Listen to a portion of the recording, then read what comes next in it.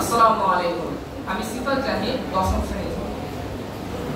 আজকে তেলাওয়াত করছি সূরা আল কাহফ আয়াত 107 থেকে 110। আউযু বিল্লাহি মিনাশ শাইতানির রাজীম। বিসমিল্লাহির রাহমানির রাহিম।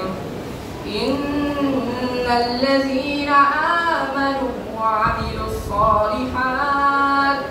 সালিহাতি কানাত লাহুম জান্নাতুল ফিরদাউসি নুজুলা খালিদিনা ফীহা লা ইয়াবগুনা আনহা হিওয়ালা কুল লাউ কানাল বাহরু মিদাদান লিকালিমাতি রাব্বি লানাফিদাল বাহরু ক্বাবলা আন তানফাদা কালিমাতু রাব্বি ওয়ালাউ জি'না বিমিসলিহি মাদাদা কুল ইন্নামা আনা বাশারুম মিসলুকুম ইউহা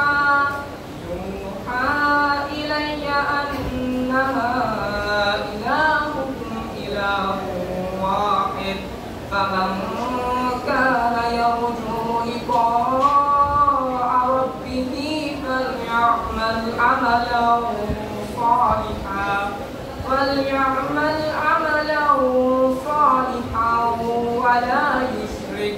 ولا يشرك بعبادة ربه أحدا।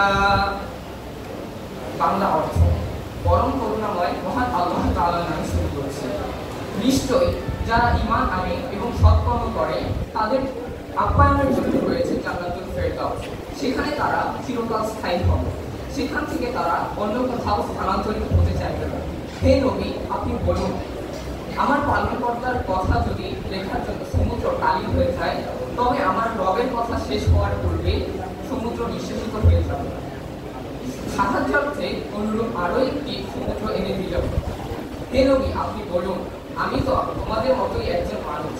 তোমাদের উপর আমার উপর ওহী নাযিল হয়েছে যে তোমাদের ইলাহ একমাত্র ইলাহ। সুতরাং যারা তোমরা তোমার রবের নৈকট্য চাও, তারা যেন তার ইবাদতের সাথে অন্য কোনো ইলাহকে শরীক না করো। আসসালামু আলাইকুম ওয়া রাহমাতুল্লাহ।